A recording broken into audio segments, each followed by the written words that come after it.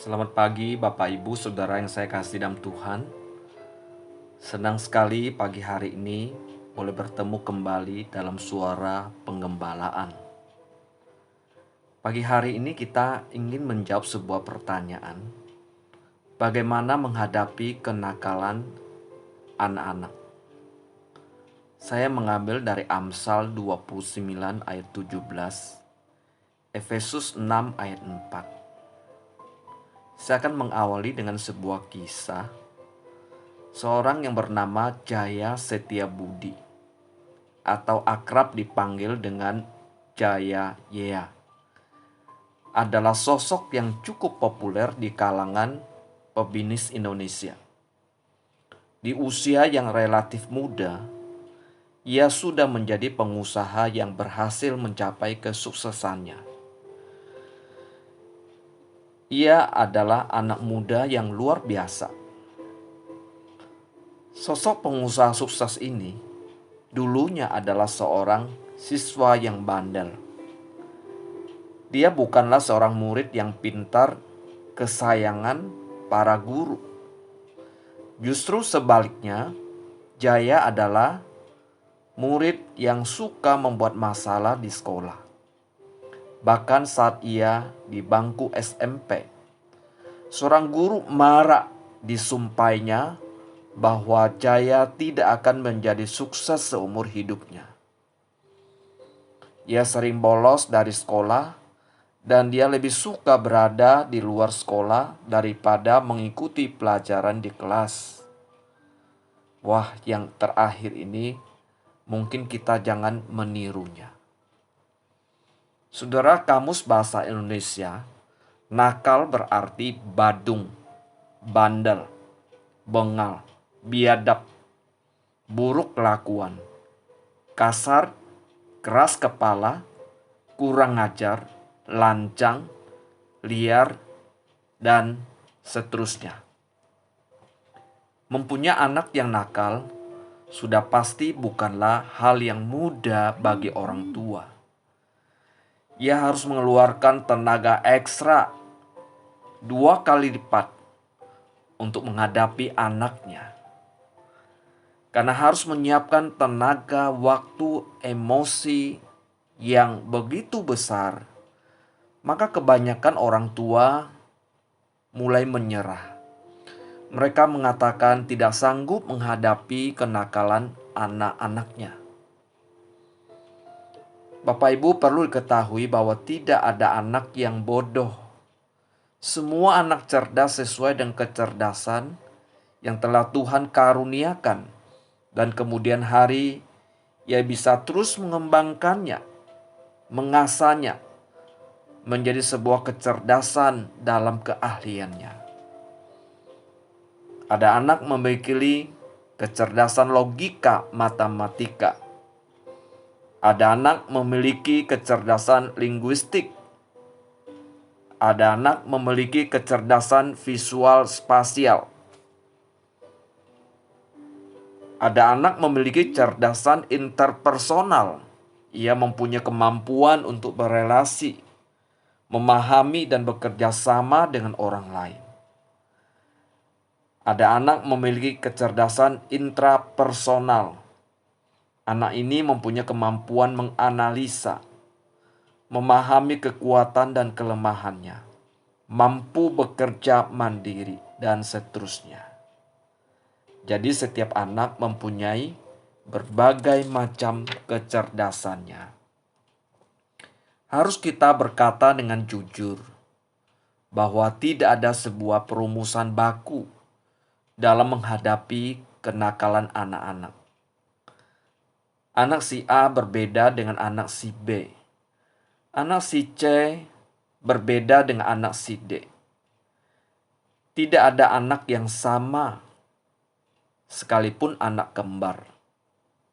Setiap anak yang dikarunia Tuhan itu unik. Dan kita harus memahaminya dan dengan cara pendekatannya. Namun sebagai orang Kristen, kita harus memahami ajaran firman Tuhan dalam hal mendidik, berrelasi, dan bagaimana menghadapi anak-anak kita dalam kenakalannya. Bangsa Yahudi dikenal sebagai bangsa yang kuat, tangguh, berani, dan perkasa.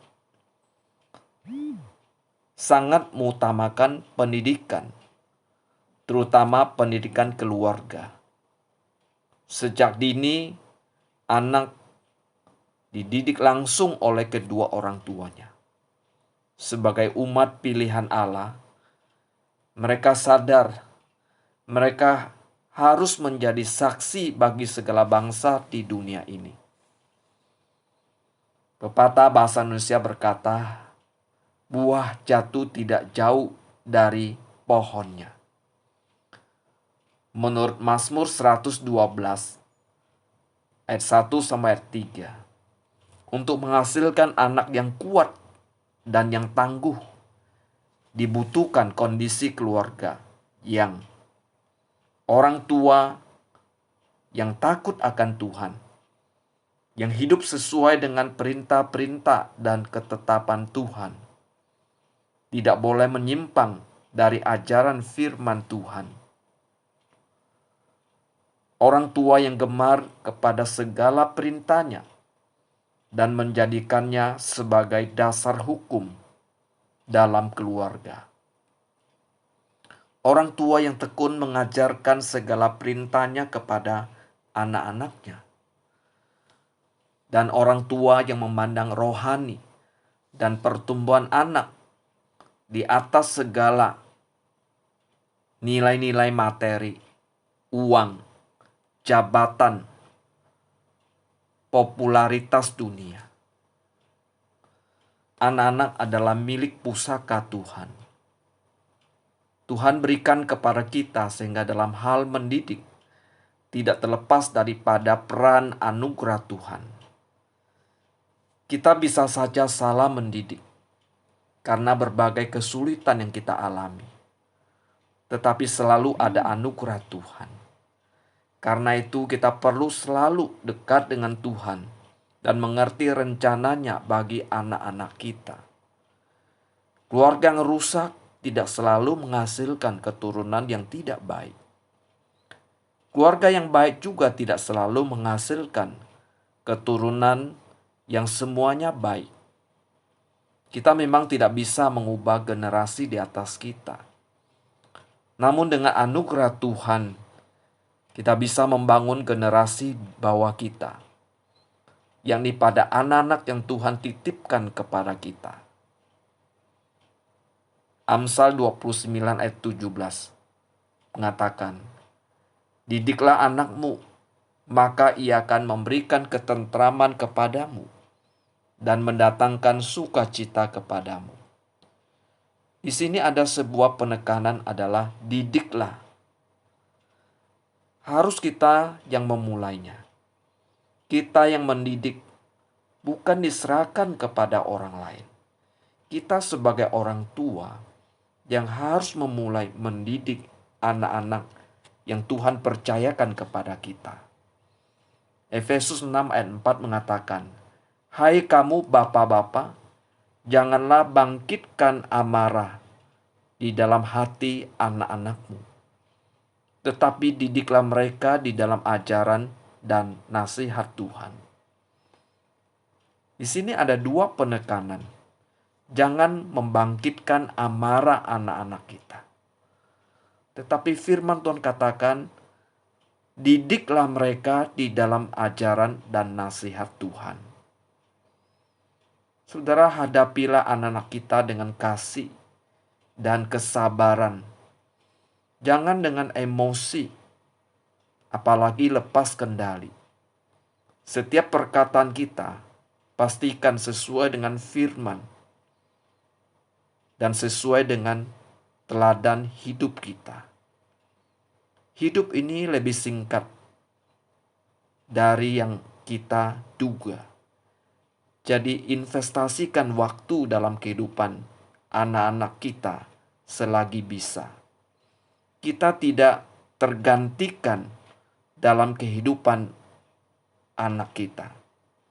Mari prioritaskanlah mereka di dalam kehidupan kita. Kiranya Tuhan menolong dan memberkati kita. Amin.